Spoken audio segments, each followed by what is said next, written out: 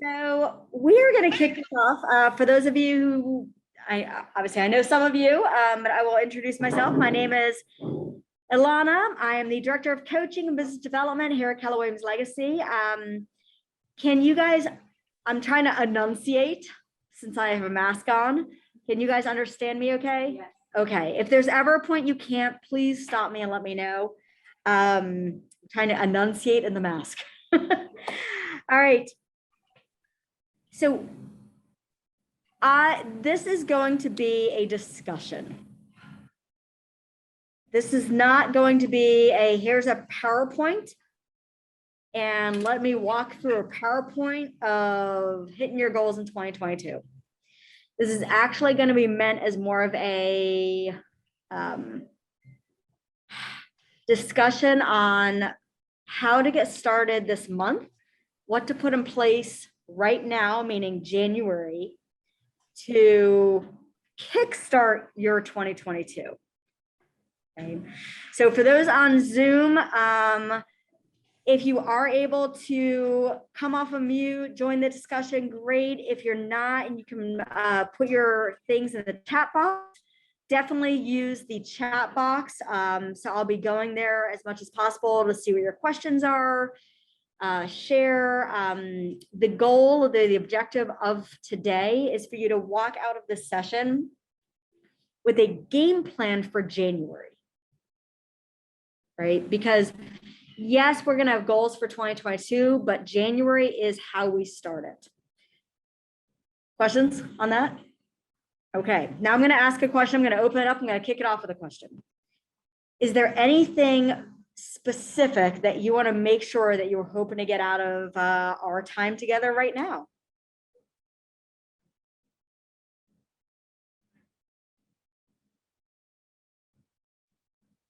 If there is, great. If not, we will just kick things into gear.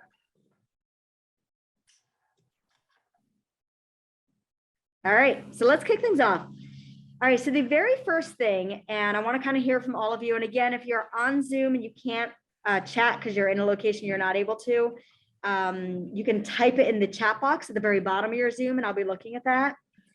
I want to just kind of gauge everybody here to find out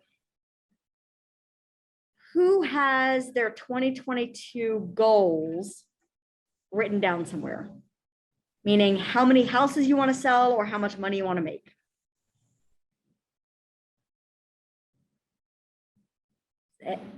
Anybody have that? I do. Awesome. Thank you, Candy. Love it. Okay, so I'm seeing some no's. I'm seeing some yeses. So what I'm going to do, we're going to start it there.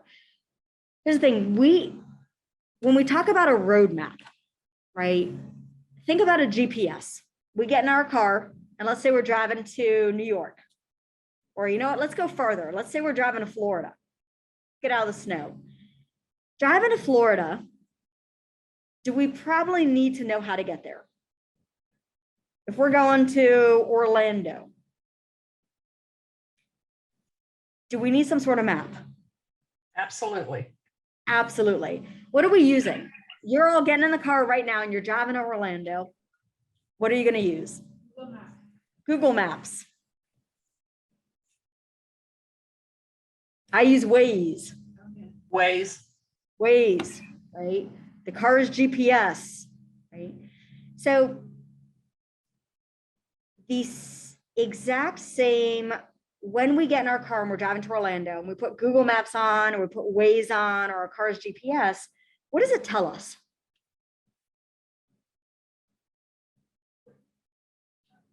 Specific road to take. Specific road to take? Tells us a specific road or roads to take to get to a destination. Does it also give us, I know Waze tells us about potholes, cars on the side of the road, traffic patterns, right? Which I like to call hurdles in our drive.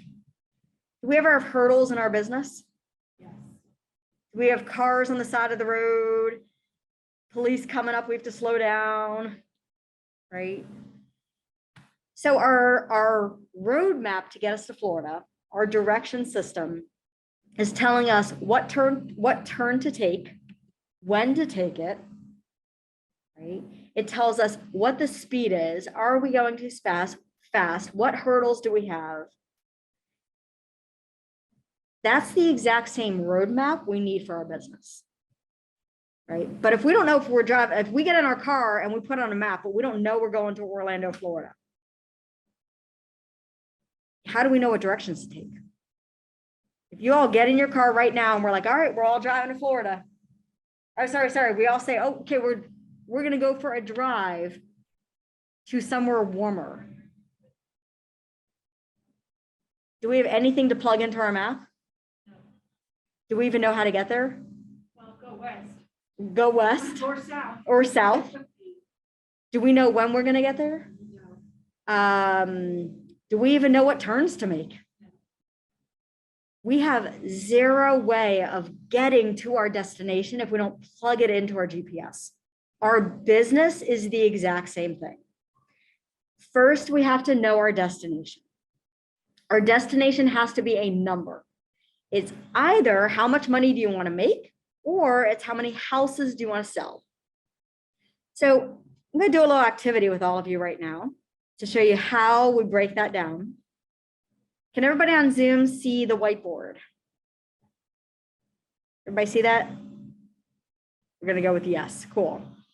Okay. Is anybody willing to share a goal you have for 2022? And again, it has to be either how much money you want to make or how many houses you want to sell.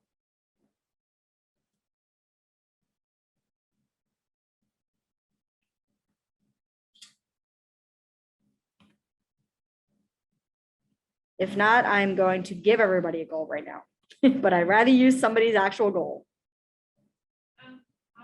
Angie? I would like to make 50,000. Okay, so we're going to use the goal for $50,000. Okay. Now, we need to break that down. So what I'm going to do right here is let's say, okay, so we have up here, we have 50K. Somebody give an average, so Angie, give me an average home sale price you want to use.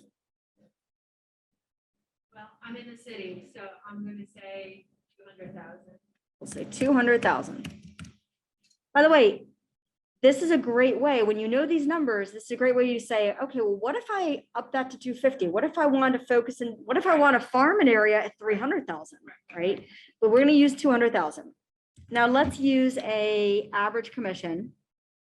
How about 2.5%? Okay. So I'm pulling out my calculator right now. So 200,000 times 2.5%. That's $5,000, right?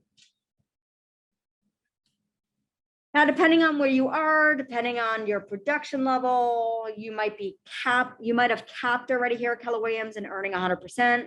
You might be working towards capping to get to 100%. So I'm going to do an average number out there. This may not be yours.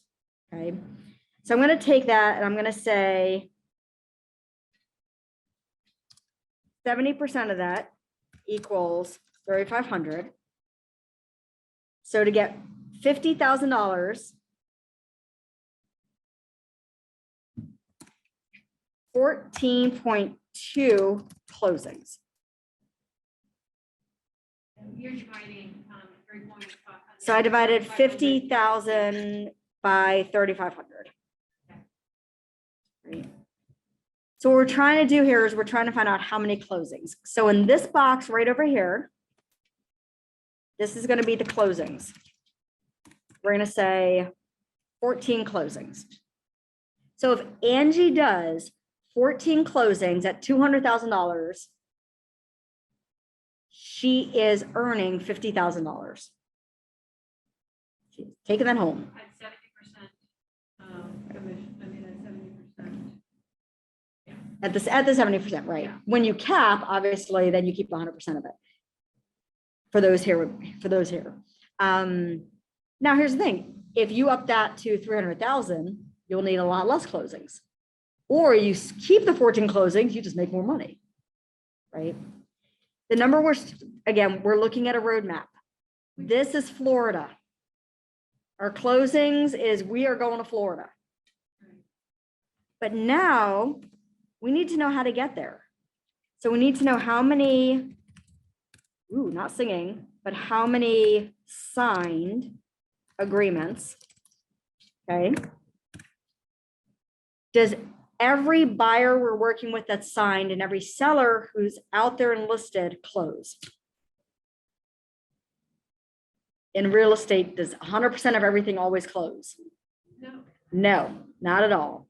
The national average is somewhere between 70 and 75%.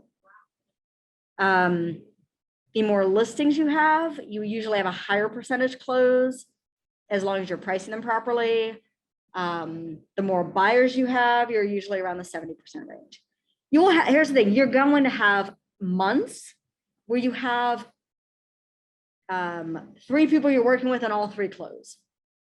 On average over the year, that's where the 70-75% come in. It's over a year's average.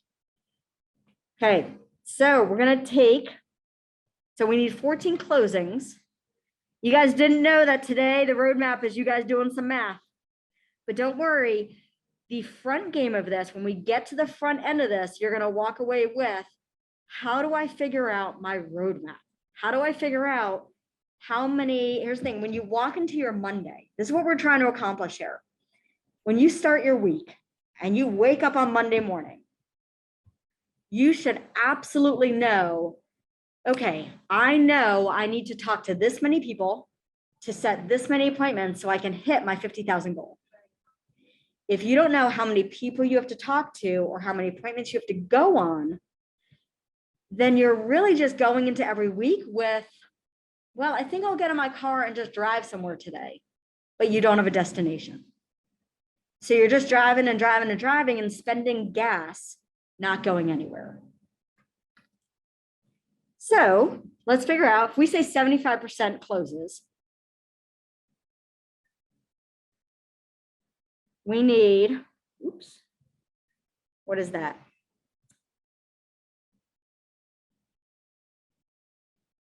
$18, is that right? Did I do that math right? So 18 times 75% is 13.5, so we'll go with that. Where'd you get the 18? I basically said, what number at 75% would equal 14? Oh, So 18 actually gives 13.5, which is close enough. And for those just tuning in, we're doing a 75% sign to close conversion. This. All right, we're moving backwards.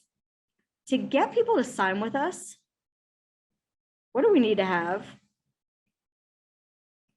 If meetings, we need to meet people. So appointments held or met, whatever word you like. Does everybody we meet with sign with us?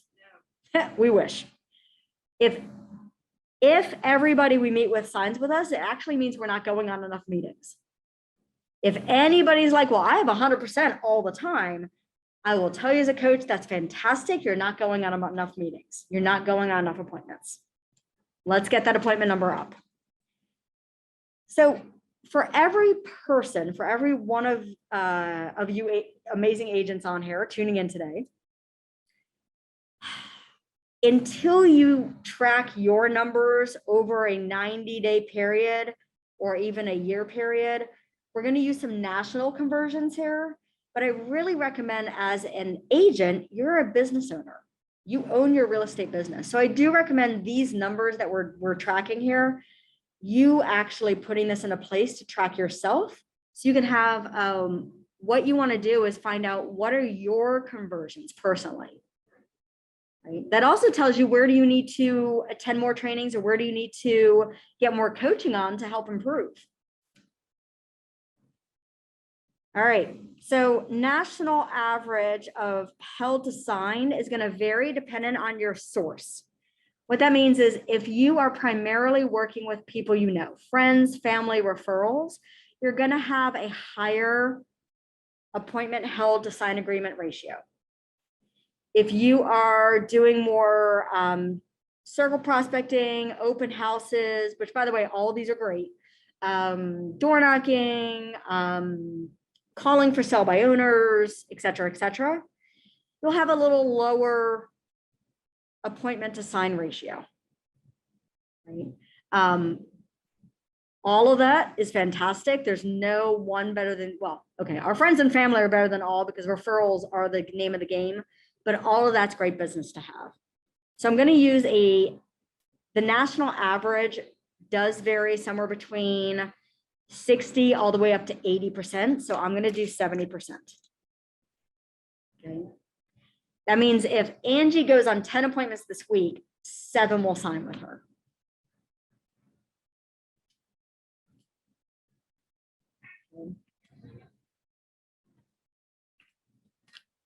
So if we were to taking out a calculator right now, so we're trying to get 18 signed agreements.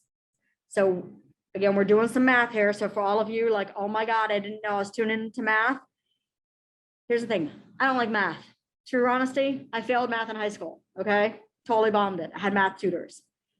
However, in real estate, I love numbers because numbers tell our story. Numbers tell us where we're going, how we're getting there.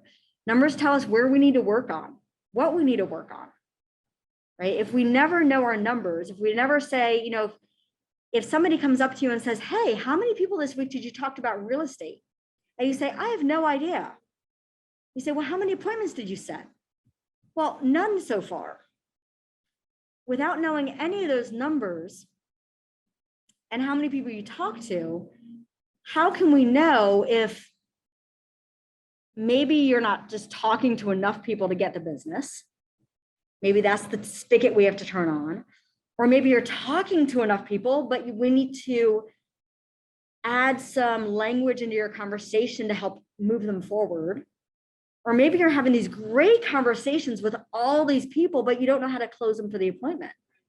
But again, how do we know that little bottleneck that needs to be adjusted to get you the result if we don't know the numbers? That's the story we're looking for. That's the roadmap, by the way. That's the roadmap. So if we do,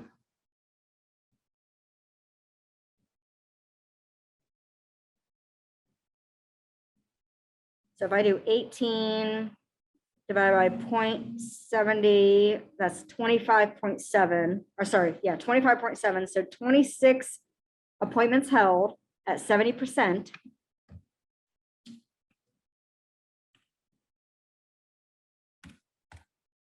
Wow. By the way, That's like 2 a month. exactly. All right, let me just make sure I did that math right. I always like to backtrack because again, I told you all, I am not the math whiz. I just love the story that numbers tell us. 26 appointments going on at a 70% conversion gives 18 signed agreements. At a 75% conversion gives 14 closed. Now let's back this up. What do you think this first one is? To hold appointments, what do we need to do? Touches? Reaching out? We do need to reach out. We need to have contacts, but the contacts produce appointments set. Does every appointment we set show up? No. Right? People cancel, buyers no show us, people call and cancel, they reschedule, they ghost us, right? It happens. Again, we don't have 100%, nothing for brand new agents tuning in. We're never shooting for 100%. You will constantly be kicking yourself if you are. So again, we're going to use some national conversions here. Right here, I'm going to actually use a 60% convert. I'm going to actually use 70% again. That is a national.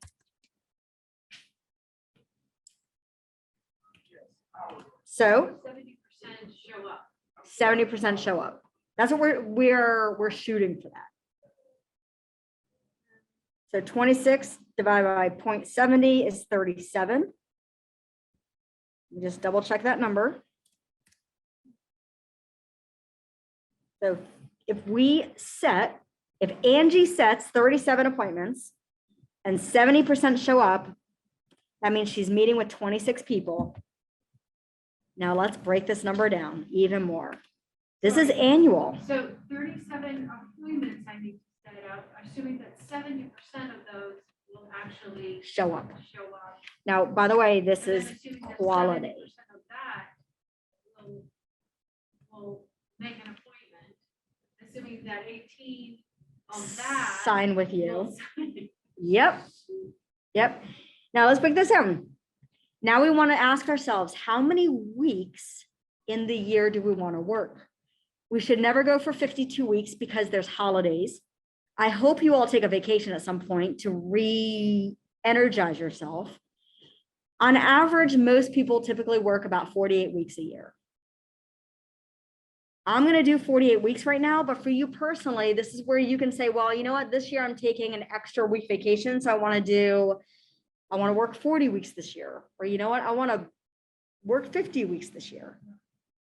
So I'm actually going to use a 48-week year. So I'm dividing 37 by 48 weeks. And that is one appointment per week. Hey. All right. So I'm going to look at the chat box for a minute. Love it. Love it. All right. So here's what we have. Now, this is the example we're using. All of you, I need to figure out your roadmap. So we started with how much money does a person want to make?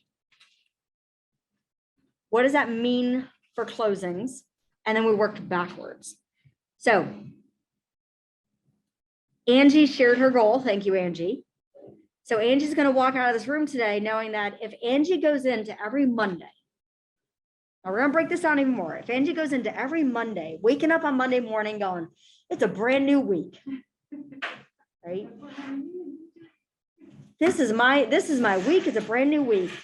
Her goal for that week is, where's my one appointment coming from this week? That's where she's going in every week with. Where's my one appointment coming from? Now, Tuesday comes and she goes, well, I didn't find my appointment Monday. So I'm waking up Tuesday going, all right, I still need my one appointment. Now let's say Tuesday, she sets that one appointment. Does she quit for the week? No. Because what would happen if she then sets another appointment that week? Do you think maybe there might be a week that she goes into the week thinking, I want to find my one appointment, and it doesn't happen? Right? So the weeks that she sets more than one help either one, increase the goal, increase what you achieve, or also it offsets the weeks that just are unprepared weeks that we might have, unplanned life things. Okay, I'm going to stop here before we move it to the next roadmap step to find out what questions you have. I know we did some math right now, but now we're going to break down this appointment into, okay, what the hell we're doing. So for those just joining us, our closings is our destination. We're using like a GPS formula.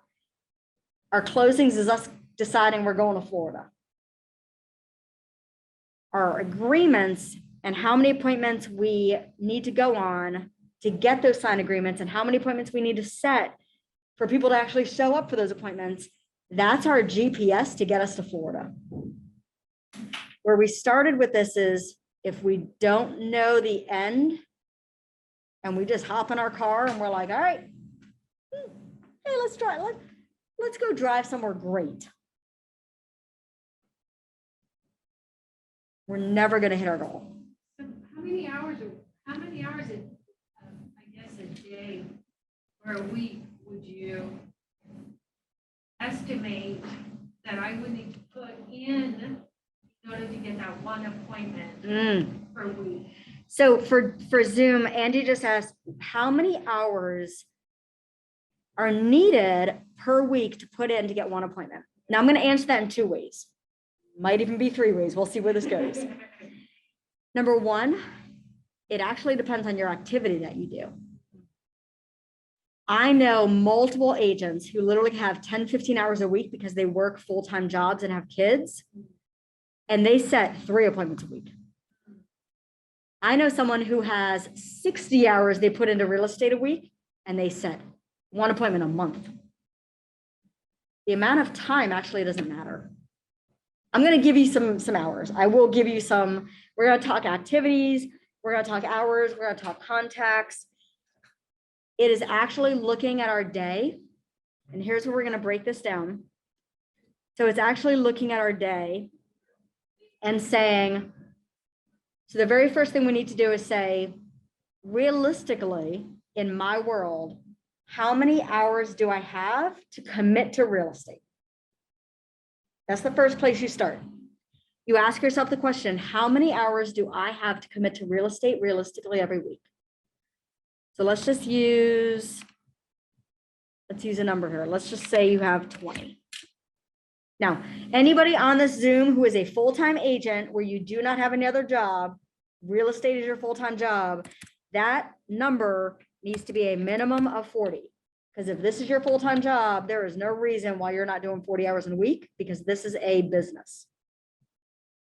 For those who are dual career and you have a job and other things you're doing and you're doing real estate, your hours are going to vary. Yes, question in the room. So this was Angie's goal for the year?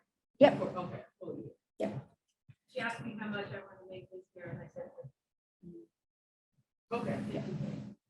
That's a price point of $200,000. Right. I was in the car. I was trying to listen. Yep.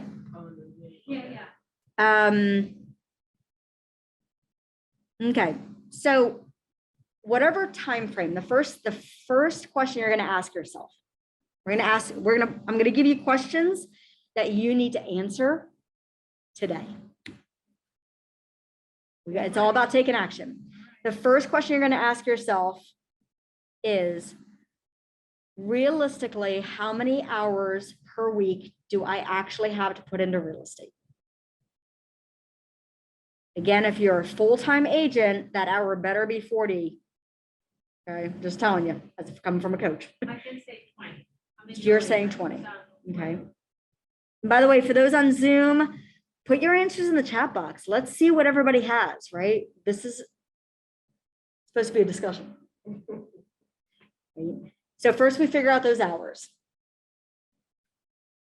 Then the second question you ask yourself, so I'm going to give you questions, right? So number one, how many hours per week to dedicate to RE as real estate? Okay. Number two is you then plug into your calendar those hours. Now it may adjust. You might have things that pop up in your week and you need to move things around.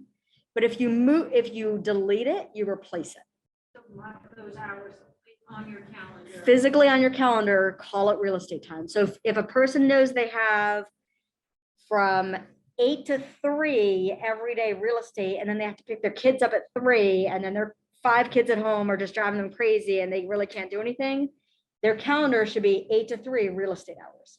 If you have a job during the day and let's say you get off at 4:30 and you have drive time and you know you can start doing something maybe at 5, and you know you can go until about 7:30, and then you're like, okay, I need to eat dinner and maybe spend time with the family. And it's okay, 5 to 7 or 5 to 7:30, you block out that time and you call it real estate time. What this is doing is that's giving you a visual to where you're literally opening your calendar in the morning and saying, oh, here's my day. Okay.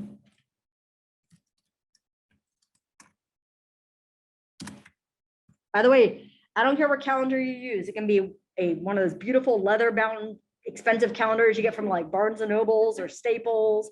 I use Google Calendar because it's on my phone and I like having things at my fingertips. It's great, a Google calendar, connects to your email. It connects to everything, right?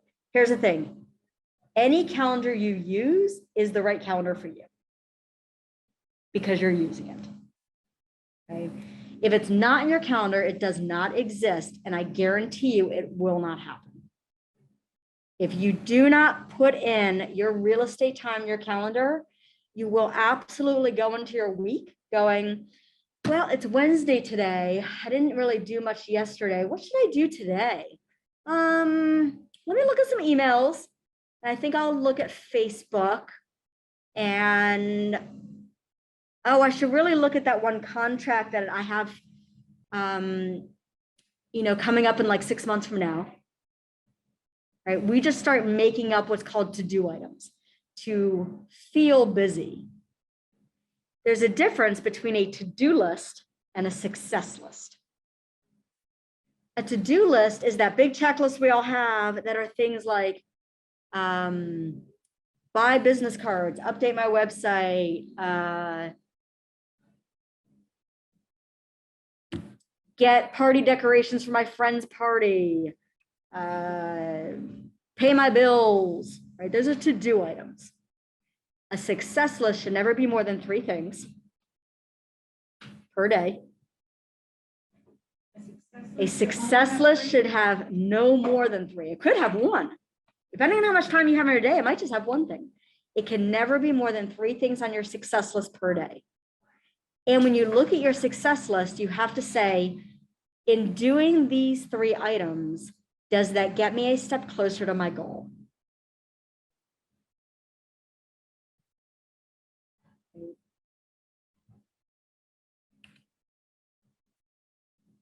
All right, 35, I love that. Thank you, Ken. 25, 30, love this. I love when people put them in chat so people can see like where, here's the thing.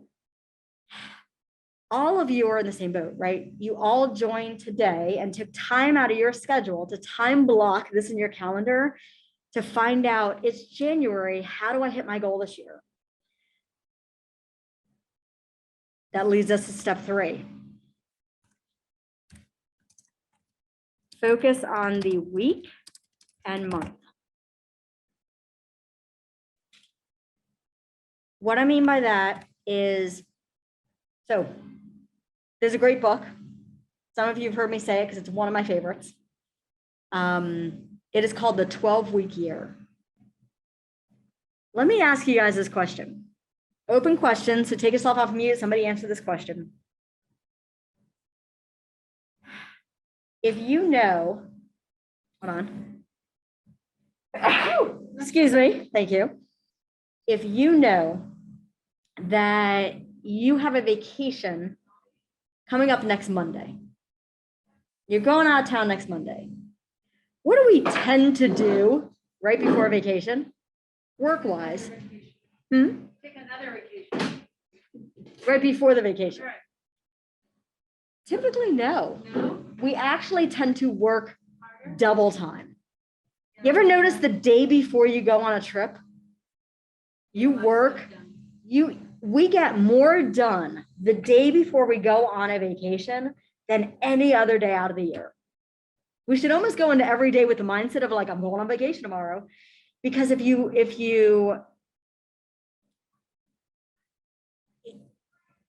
has anybody ever experienced that at any job? You're like, oh my God, I know I'm leaving for a week vacation tomorrow and I have today to get all this stuff done. And you find yourself like somehow doing double the amount of work you've ever done your entire career, right? So the book, The 12-Week Year, goes into, it breaks down your year into quarters, right? Because what we tend to do is we're in January right now. Right now, we tend to go into the year saying, I'm so excited. It's the new year. I'm going to hit my goals. It's going to be my best year yet. We set, what do they call it? New Year's resolutions, all these great things, right? Then the year starts, we start getting into the days and the weeks. Well, that's okay. I stole February. And then we don't do certain activities we plan to do because we're like, that's okay. I still have so much time this year. That's okay. I still have so much time this year. Then we look up and it's October. I see head nods in the room. We look up and it's October and we're like, what the hell happened this year? And we're like, well, shoot, I'm nowhere near my goal. typically that happens because we focus on our annual as opposed to our month. Our roadmap needs to truly be, I'm getting in the car and I'm driving to Florida. What turns do I need to make? What freeways do I get on and off? What roadblocks might I have to maneuver around in the month of January so I can get to Florida by the end of this year? Now, granted, we're taking a very long route to Florida. Remember, what's the furthest way you can drive? What's the furthest place you can drive? Where would that be? What is the farthest place? I'm asking a geography question. What is the farthest place we could drive to from here? Maybe like to Mexico, down there, Seattle? Mexico, southern Mexico. I don't even know. I don't know geography, people. But think of the furthest place we could possibly drive to. And we're starting our drive today. Right? What do you need to do today? What turns do you need to make? What success items do you need to take action on to get you closer to that destination? So you said in the success list, no more than 3 items, and these have to be items that will bring you closer to your goal. correct? Yep. So the success list is no more than 3 items. And when you write down those 3 items, right, it could be 2 items. By the way, if you don't have any time that day or very little, it could just be 1 item. Can you give us an example of an item that gets you closer to success? Absolutely. So let's dive into that. Okay. So I'm going to stop the share for a minute. All right, let's dive into some ways to get there. Right, success items. Number 1, what is the number 1 priority for every real estate agent to be able to land appointments to get you to your goal? Say it again. Lead generate. Definition of lead generation is simply having a real estate conversation. There's no secret in real estate. There truly is no secret. If you line up 25 agents in a room, and let's do 20 for easy math. And let's say 10 of those 20 have been in the business a year, 2 years, 3 years, doesn't matter, and they are hitting their goals. They're closing 14, 20, 30, 40, 50, 100 units. And then you have these 10 who are not. And maybe they're doing 1 or 2 or 3 or 4 a year.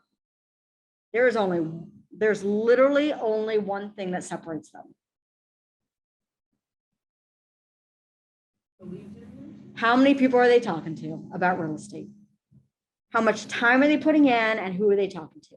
That is the only thing. But is that a success item? Yep. So number 1, Kind of arbitrary lead generation? well, so we're going to put specifics to it. So the number 1 success item is to lead generate, but you got to be specific with it. I love that you said that, Angie. That's going to be different for each person, right? I talked to an agent the other day and I said, okay, you have 500 people in your phone and you are crazy successful. Like you have a huge social media world. So their lead generation, their number 1 success item, it says lead generate to set, we'll go with 1 appointment per week. You have to know your goal. And then it goes into detail. Who are you calling? For that person, it was, okay, today I'm going to call my A's. Our phones are alphabetized. Don't overthink it. I'm calling my A's today. Tomorrow I'm going to call my B's. Maybe I have a lot of B's. The next day I'll call B's again. The next day I'll call my C's. All the way until I get to my Z's, which by the way is 26 days. Now, do you think maybe there's a lot of A's and B's and M's and G's that you might not have connected with? But guess what? You get to start over. Recall them all, right? The person who I talked to yesterday who has 500 people on their phone, it will take a good 90 days probably to connect with all 500 of those. This person literally has their to-do item broken out every single day for the next 90 days. Now, that's one source. You have to think about your sources. One of the questions in the chat box, thank you for asking, I did see it, ways to find leads for buyers and sellers. Okay, that's part of the roadmap. One of the other things is, let me go back to the whiteboard. Okay, let's add a number 4 here.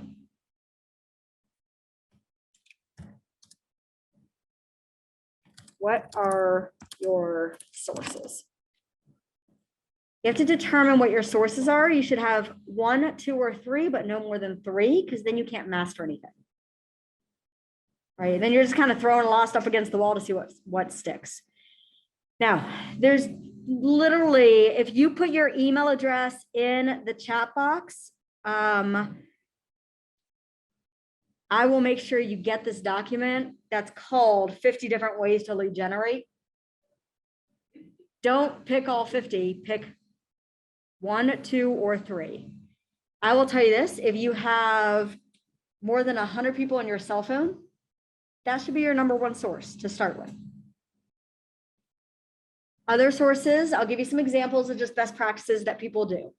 Right now, there's a number of agents who are calling expireds and for sale by owners. The spring season's coming up. This is the time of year people are like, oh, it's January. I'm thinking of selling this year.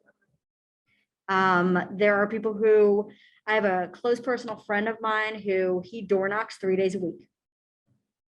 He just goes, he has certain areas at higher price points because he's like, I'm going to spend time. I might as well be worth my money. So he door knocks areas that are in the 350. He lands a listing every week. He gets 1 listing agreement signed every single week. He literally has 4 listings every month. All he does is he selects an area. He door knocks an area 3 times a week. And then goes the next week, he selects an area, he door knocks 3 times a week. The other days, by the way, he is at home with his newborn and his other daughter because his wife teaches, so they balance their time. So he literally only has 3 days to do business. There are people who do tap into social media, right? Whether it's organically, just connecting with people on social media and private messaging them and be like, hey, I'm, reaching out to everybody I know to see what real estate goals you have this year that I could help with. That's a great question to ask right now. Hey, happy new year. I might be texting or maybe DMing you on social media. Happy New Year, Lolo. Hope you had a great holiday. Just reaching out to remind people that I'm in real estate and see what real estate goals you have that maybe I can help with this year. Bam, lead generation right there. Lead generation is not difficult. It's not easy because it's time consuming, and let's just keep this really real right now. Can we just keep it super real? It's awesome. Lead generation is a routine that most people do not want to do because they don't enjoy it. So what if you found a way to enjoy it? What if you lead generated through connecting with people with similar passions? And I don't know if she's on here. Let me look through the names. She's not on here, but there's an agent we have here who, she loves running. Not me, that's her. She loves running. I absolutely love that. And she was struggling with lead generation. I said, well, are you part of certain running clubs? She said, yes. I said, well, do you talk to people when you run? She goes, absolutely. All the time I meet people. Do you meet different people? Yeah, I'm part of different running clubs. I meet different people every week. So I said, well, when you run, do you ever ask people, like, do you ever get people's names? Do you ever be like, oh, do you live around here? She goes, yeah, all the time. Does anybody ever ask you what you do? Yeah, all the time. What if you go into running with a purpose of not only getting fit and enjoying what you do, but okay, I'm going to go run this Saturday with a different group of people and I want to capture 5 new leads from it. Which means you're going into doing something fun with other people with the same passions. You already have a connection. And now you're running along, right? Hey, hi, I'm Laura. Oh my God, nice. Have you been part of this club? I just joined this club. I'm so excited. How long have you been running? Do you live around here? What do you do? Oh yeah, I'm in real estate. Maybe you even just wear some real estate gear, like a baseball cap that says, let's talk real estate, or a shirt or your pin. So then you're running and your outfit talks for you. Yeah, I'm just giving you an example, right? But what's to say that your source can't also be something that you have a true passion for? So now you're doing something you love and incorporating real estate, connecting with people. I will tell you this though, the only way that works is if you go in with a purpose, meaning you meet different people on a regular basis. Now, regularly might be once a week. Doesn't have to be every day. It also is, okay, I need to go in there with the purpose of, or with the goal of, I want to at least talk to 3 people about real estate or 5 people about real estate. That allows you to keep it top of mind so you talk about it, right? So you remember before I leave this event, I know I need to connect with 5 people. I'm not talking about 50 people, I'm talking about 5 or maybe 10, right? So again, what sources do you want to go after? By the way, other things for buyers and sellers, people do run, now this one costs money, but people do run ads through social media that capture leads. People host open houses for other agents. That's an amazing way. My friend Chris, that was his entire business for 2 years. All he did for his first 2 years was he did a Saturday and Sunday open house for other agents. His first year, he sold 10 homes. His second year, 36. Wow.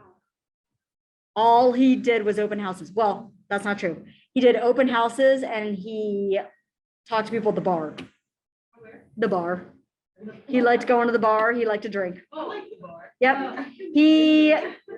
Him and his wife would go to the bar every week. He would go to a restaurant. Let's call it that. He went to a restaurant and sat at the bar section, and he always struck up conversations. So his business for his first 2 years was literally open houses and going to restaurants, having some iced tea. Yeah. How your friend is door knock, like, is COVID affected him in any way? Like, are people okay with you coming up to their door? That's a great, so for those on Zoom, the question was, has COVID affected the door knocking in any way? And I'm going to answer that with a no. He did have to change up his approach, right? So obviously he always, even though he was outside door knocking, he always had his mask on. Because you don't know the person answering the door and their feeling, right? So you always want to think of that person over ourselves. The second thing is, while he always had like a flyer or a card or even just something fun, like he did reverse trick-or-treating, so he hands out a little candy. He had it in a bag and he asked for permission as opposed to just handing it to him. He's like, hey, can I give you this? Because some people don't want you to hand them something and some do. So he changed it up where then instead of just saying, here you go, he would ask for permission. And then the other thing that he did was when they would answer the door, if they didn't answer the door, he would always leave something at the door. If they did answer the door, he would take one step back to show respect for space. Yeah, and not reach out his hand. Yeah. So he changed up a few of his approach methods, but conversation, days he did it, none of that changed. He actually started getting better results because more people were home. Right. Yeah. Right. Yep. Yeah, great question. Great question. Okay, let's open this up. We have just a few more minutes. So I want to kind of open it up and ask you guys, number one, what questions do you have to help you leave this training today to create your roadmap? Or what are you taking away from this today to be able to start with your roadmap?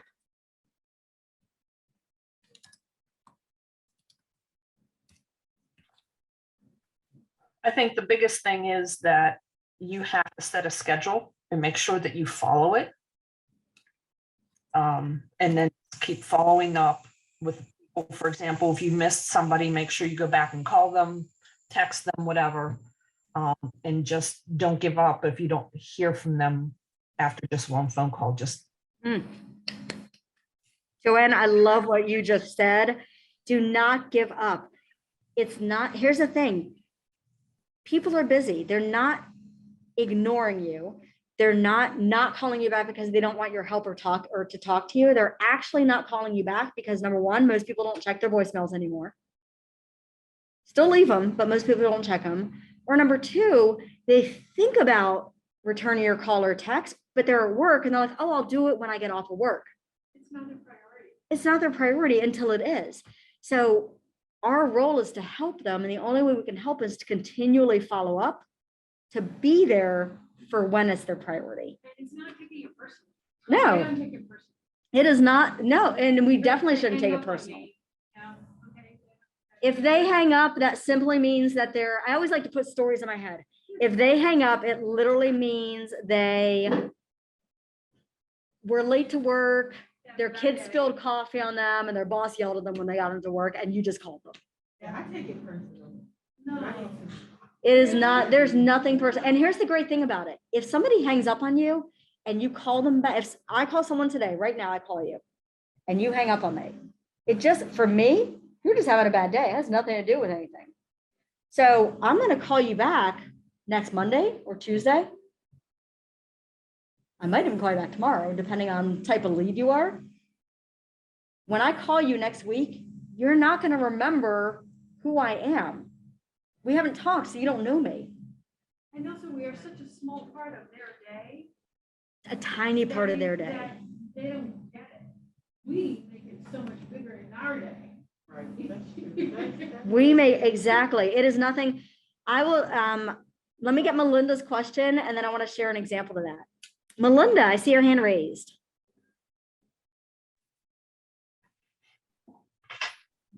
Melinda, are you there? Nope. Joanne? All right, I couldn't Oh, find the hello. Sorry. unmute. Okay. I was over here panicking. You're good.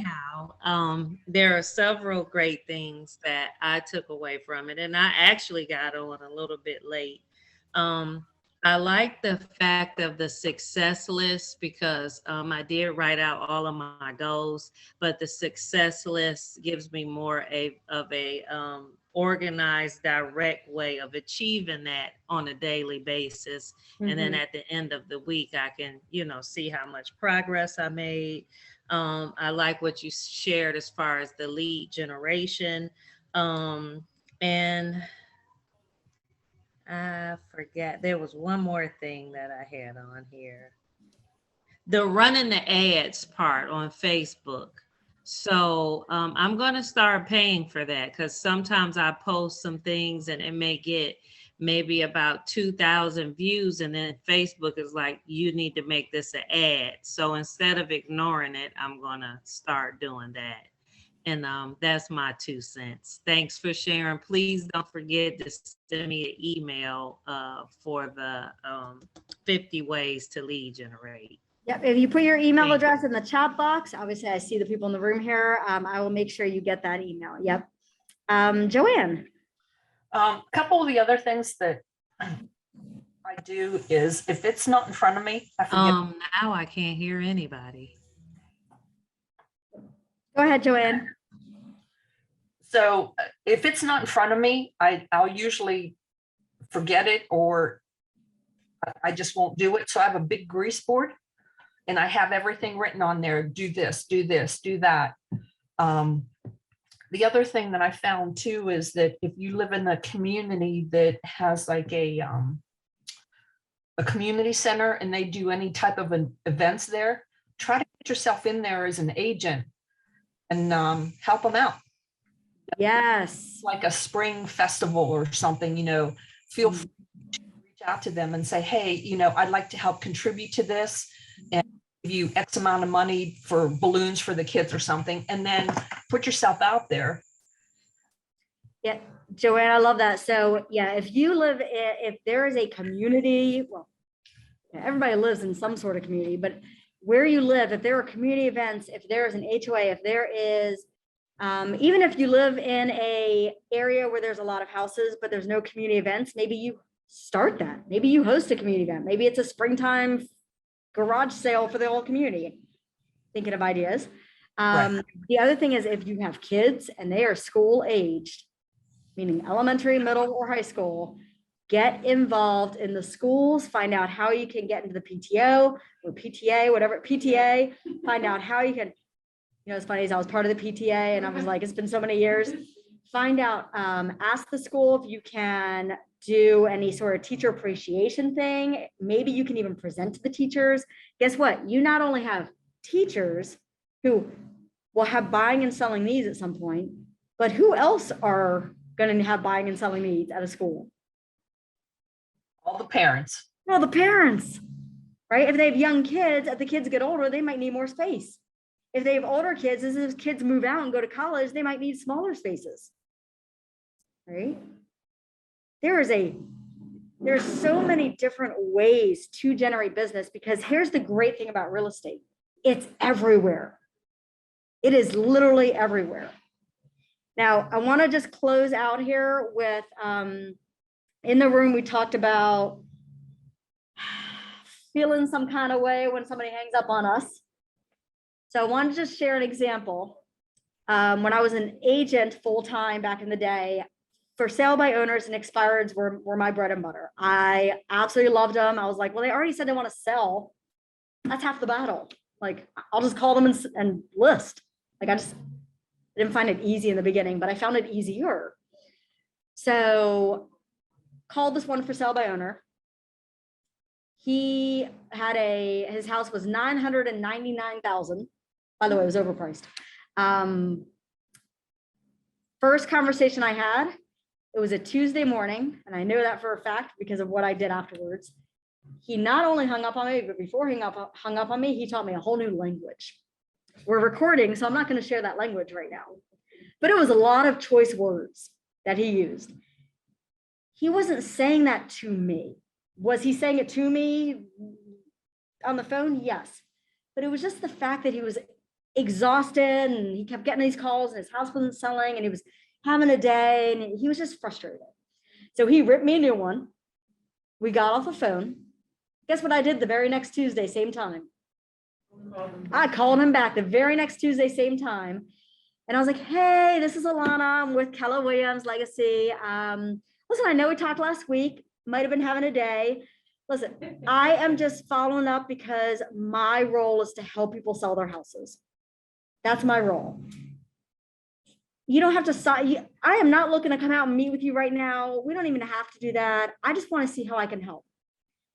First, he actually apologized for his behavior the week before. Oh, he remembered. Oh, he remembered. It wasn't one word. It was a whole language of words he used. Yeah, on I me. would have said, please don't yell at me, but it's still on. I just put, we had fun with it, right? We had a little fun with it. Yeah. He wasn't ready to meet. He wasn't ready to do anything. So guess when I called him? The very next Tuesday, 9:30. Yeah. And guess when I called him? The very next day. I called him at 9:30 every Tuesday for 12 weeks No. for him to say, you are the most he would literally, after about 4 weeks, he'd pick up the phone, hey, Alana.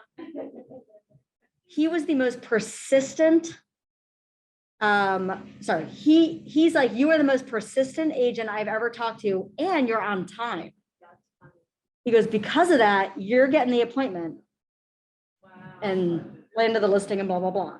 So it took 12 weeks, 12 Tuesdays, 12 phone calls,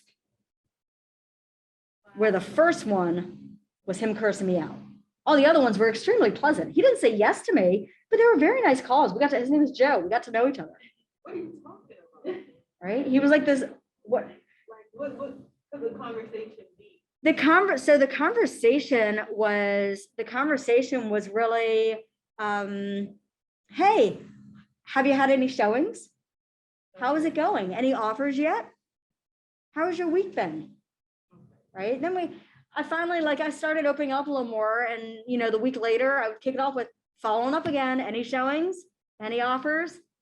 You know, I'm here, I want to help sell your house. I went in with full honesty. And then I am do here, you I do, want to sell like, your house. Specific, like this so-and-so house down the street from you got sold Yeah. for this much. I would throw specifics out. Oh, hey, just to let you know, right now, now, if it wasn't my house, I just used the brokerage's numbers. Hey, you know what? We recently had a home sell in 2 days with 15 offers. I'd love to come out and just show you how we do that. Are you ready yet? I'm here. I'm ready. Are you ready? Right? Finally, it turned into kind of like a fun back and forth a little bit. Like, I found out about his mom. I found out about his dog.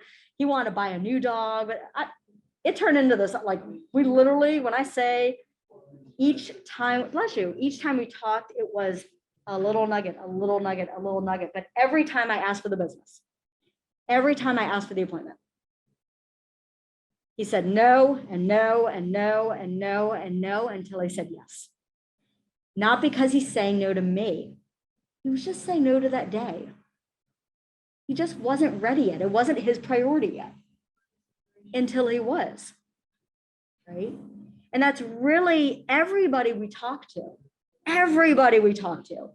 That's where they are in life. You're going to all make phone calls, which, by the way, today, the greatest success thing that you can do today, it is 2 o'clock, we're a little over. The greatest success thing that all of you can do today is talk to a minimum of 5 people about real estate today. Whether texting, phone calls, or social media, private messaging, not email, that doesn't count. If that was the only thing you did today in your time you had, that is the most important thing. And then rinse and repeat tomorrow. So if you have those 5 or 10 conversations, let's go with 10. If you have those 10 conversations, one of them might be a great conversation. They might be ready. 2 of them might have a need in September. Let's build a relationship with them. The other 7 of them may hang up on you. Great, guess what? I'm going to call them back, probably in the next week or 2. Because one of those 7 is going to have a need at some point. Did that help at all? Yeah. Okay. All right, guys, thank you so much for tuning in. We will get you the email. It will not be today, just to let you guys know. It will probably be by tomorrow. The 50 ways to lead generate. Any questions at all, the whole coaching department is here to help you. Please reach out to us. Let us help you. And let's really kick off 2022 with success. That is the word. Bye, everyone.